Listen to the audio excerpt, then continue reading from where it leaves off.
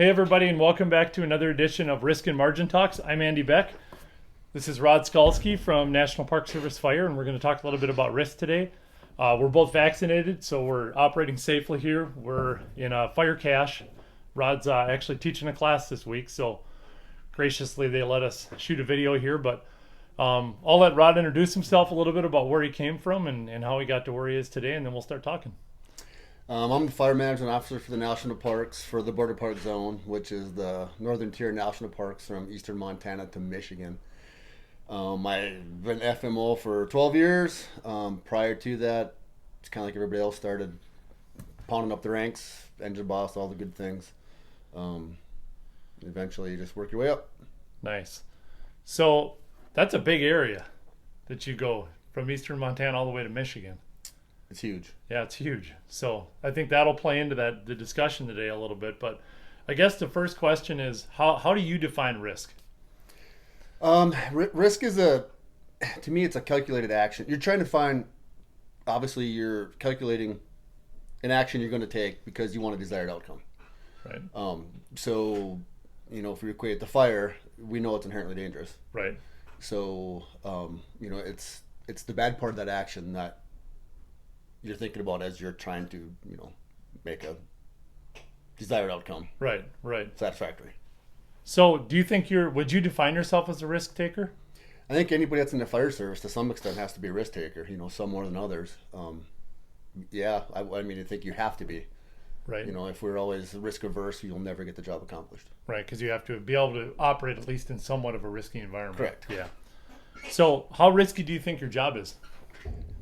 Depends on what your task is for the day. Okay. Typing, not so risky. Initial attack, the extent of the attack, things like that. Depends on location, topography, all those other things. The risk amps up as So it's variable. it's definitely variable. Yeah. Right. So what do you think the most dangerous part of your job is? You touched on it a little bit, but I think a lot of it's initial attack. okay. Just the chaos of initial attack. A lot of times, in the western part of the zone, our primary carrier is grass and brush. So fires move super fast. They're over the hill immediately. It's type 5 to type 3 in Okay. 25 minutes. Yep. Trying to keep track of your resources. Make sure that the plan you have at 2:00 is still good at 2:05. Yeah. And that's probably the most risky part of what I feel is when the stress amps up. That's why it's amping up. So as you moved up, is there risks that were present now, like political risks or organizational risks that weren't present when you were at a lower level? I think they're always present. It's just that they're more prevalent now. So smoke's a huge issue. Yeah. Especially with the fuel side of it, prescribed burning. That can make or break a program right there. You can shut a program down real quick. So you're dealing with the smoke side of it. Other political organizations and entities, they're always wanting to interject their agenda. Yeah. Or cooperation, depends on how you look at it, into what you're doing. Right. So it's always kind of been there, and it ebbs and flows. Right. But it comes and goes. But yeah, it's a different entity at a different time. Yeah. A lot of times. So when you started in fire, or maybe speak to each level as you moved up, was there a difference between what you thought would be the riskiest part of your job and what actually was?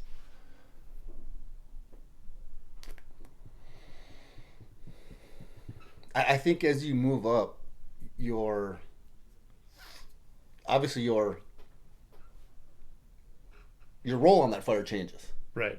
So you go from the guy dropping the fire to the guy running the engine, and at that point your focus is on keeping the fire inside the box, or Right. and then as you transition to from an engine boss to firing boss, whatever, as you work your way up to burn boss or FMO or whatever, at that level, fuel specialist, your mission still keeps fire in the box, still keep the fire in the box. Right. However, now you're dealing with this whole other set of ramifications, Right. a whole other set of quantifiers that are tied to every burn you do, or every Right. field project you do, or every wildfire that you're on. So, Yeah. that makes sense. Yeah, no, it does. So do you think people outside of your job have the same perception of what's risky, and then why or why not? I don't really think, well, obviously they know that fighting fire, applying fire, fighting fire is inherently dangerous, right? But Right. they don't know the exact ins and outs, of the whole situation. They think Right. the whole thing is inherently dangerous. Like every day you're, facing the demon. And, Yeah. some days you're typing. Yeah. Some days you're, shining the rims on the engine. How it goes. Right. But I think they can understand to the exact levels if you do it. But that would be any position. Yeah. Taking ironwork or anybody, a cop. Anybody would be the same. Right. Until you Right. actually do that job, you don't know the ins and outs of it. Yeah, true. So you talked a little bit about risk levels, like varying kind of throughout, but that can happen like at different times, like throughout a career too. So talk about a time when your risk profile went from maybe normal or acceptable to all of a sudden it tripled. Something went wrong, or all of a sudden you found yourself in a different situation. Or maybe a time that you realized you had accidental success. You avoided that negative outcome, but maybe just barely. One thing that sticks out for me is I'd looked at a fairly large burn unit in a different area of the country that I was going to burn for multiple agencies. I forget the day, but it looked like on a Monday. I went and looked at it, right? So then we got a shot of moisture. We didn't do anything with it, and it was large enough so there's some work to get around it. Right. And a different agency had gone in and slashed out like 60 acres of cedars, and they left them right on the line in a steep canyon. And I did not go back and check that portion of it prior to us burning again, because I had made an assumption that nobody was in there. And nothing changed. And then we started applying fire, and I get a call on the radio. It's like, hey, we got an issue here. So we had to backpedal real quick, and so that changed it from what you Changed it. assumed was going to go Right. on to like what was. really quick it changed it. Yeah. Right. And I think that's kind of a hallmark of like a lot of our jobs is how fast that happens, right? That can change quickly. Right. And that's on a planned event, So I mean, just in regular wildfire, it's dynamic. So it's constantly changing. You're constantly reevaluating what you're doing, touching base with your forces. If things get, especially the initial attack side, stuff gets big quick. Yeah. And you don't have the capability of getting your paws around all of it at one time. You're Right. comprehending all of it at one time, and that's where you're working with your other folks on the fire line to Right. get intel from them and and empower them to make their decisions. Right.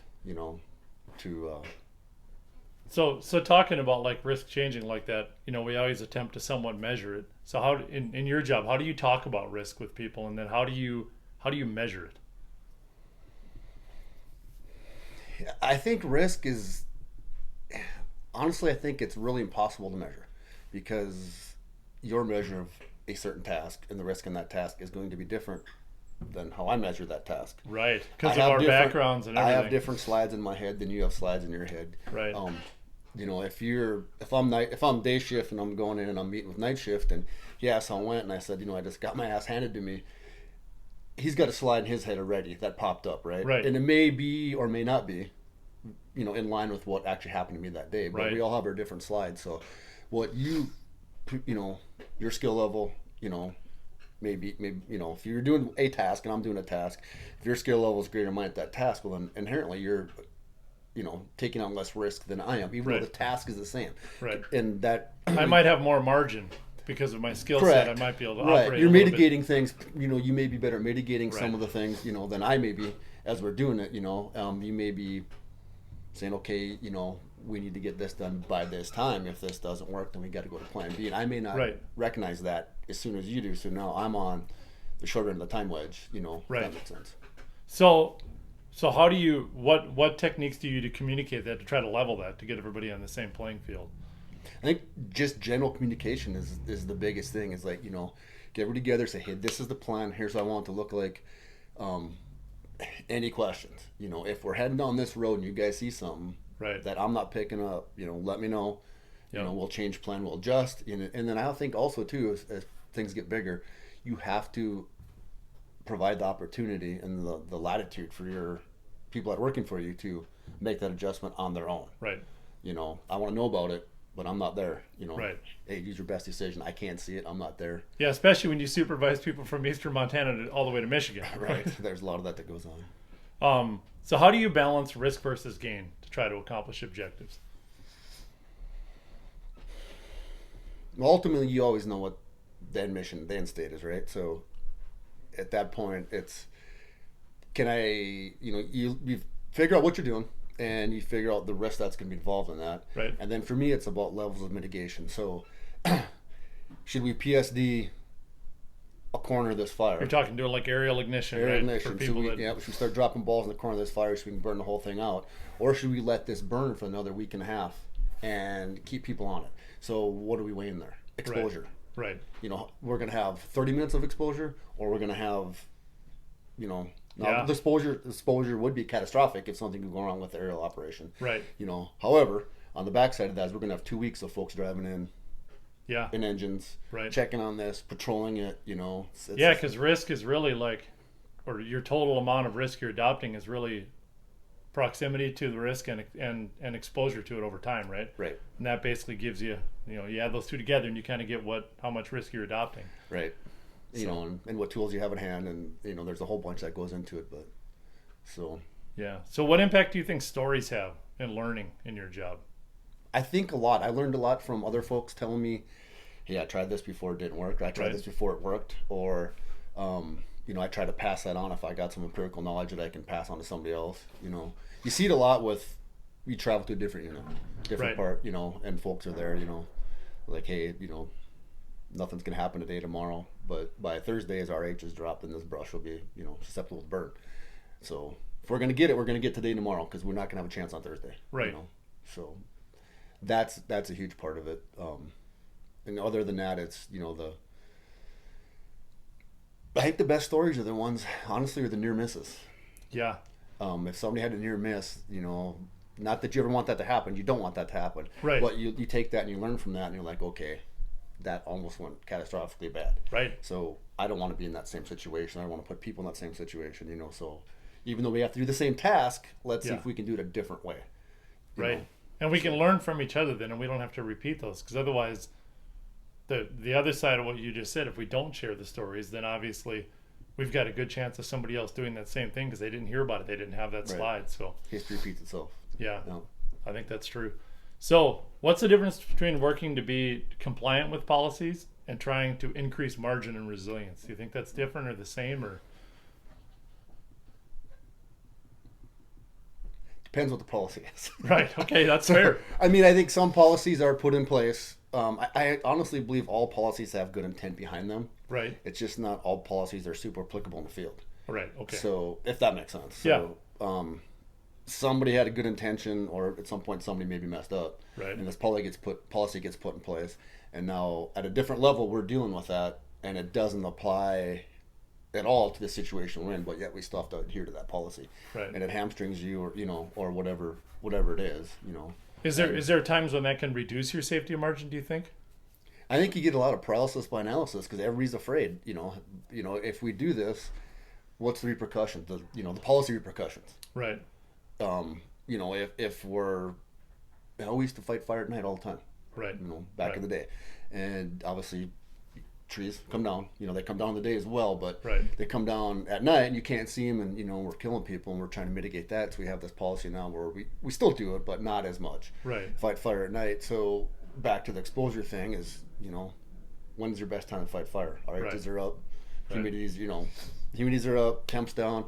So maybe we could get around this fire in 2 nights, and we have pretty much wrapped up in 4 days, or we extend this thing out, and now we're fighting this thing for the next 6 weeks. Right. So what policy drove that? And I think every situation's different. That was just an example I came up with. Yeah.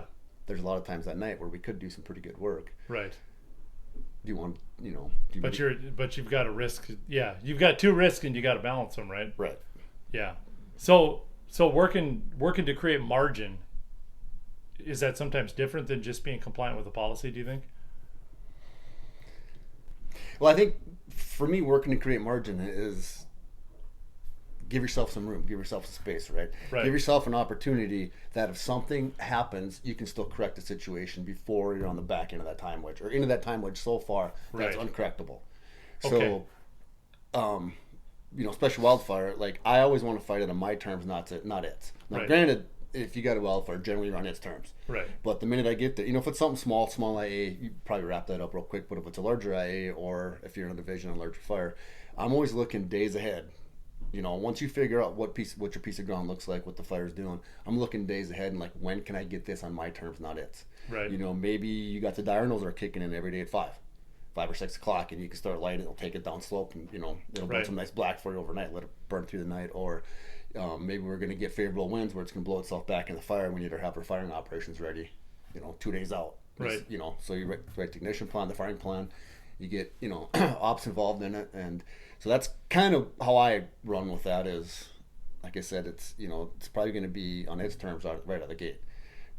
But it wasn't always going to be on its terms, Right. So, do what you can with what you have, but always make the plan to when we get to that point, when it can get on our terms. And that's kind of what I'm always geared for is how do we get this thing on our terms. And part of that's picking up signals, right? And picking up things from the environment that you're seeing, whether it's winds or it's topography or whatever. But one of the tough parts about that is that's one of those parts of our job that you pick up over time, right? So somebody who's got more hours in that risk environment Correct. is going to probably be able to see some of those things maybe differently. You talked about that a little bit, but Yeah, it's the slides. I mean, how many slides do you have in your head? It may be, yeah, exactly. That's 100% what it is. So the more slides you have in your head, the more able you adapt to the fire environment. The larger side of it, big Right. picture side of it. You come in, you're like, okay, this is really what ultimate goal is on this piece of property. So can I accomplish that today? Probably not. Can I accomplish it tomorrow? Probably not. But can I start getting bits and pieces of it? Right. So I can get, the west portion of this solid black, work on these portions. So now we have is the north. And Right. that's going to be your problem spot. But if we can figure out where to put line in, we can burn that off. yeah, So it kind of comes in pieces. And the whole time I think you're building yourself margin. yeah, You right. know? So it's the big picture. Let's do what we can with what we have safely. And then at that point, let's make sure that we're looking ahead and see when we can, put this thing to bed. We're going to put it to bed. Yeah, kind of building out like that PACE acronym, right? You got your primary, Yep. alternate, contingency, and emergency, but always looking at all the sides of it and trying to. And that, I think that's easier the longer you go on because you understand maybe more of the options that are Right. there, where initially you don't. Or so. or you get in that position where you're the one making the calls. That's easier too because okay, this is the big plan. And you run it with your other folks in the fire line that you're comfortable with. Like, hey, this is the big picture, big plan. What do you guys think? Perfect. Okay, well now you have in your head, so you know how to implement this whole thing on your division or on the whole fire itself. Right. So as you're, not quite to that level on the fire, you're dealing with somebody else's plan. Yeah. And everybody, I both are gonna have two different ideas on the same thing. Right. Unless we pull out the map and start drawing. Right. Make sure on the same page. So. Right on. Well, thanks, Rod. Appreciate it. Thanks for the time. Anytime. And stay tuned. We'll be back with more of these. And have a great day, everybody.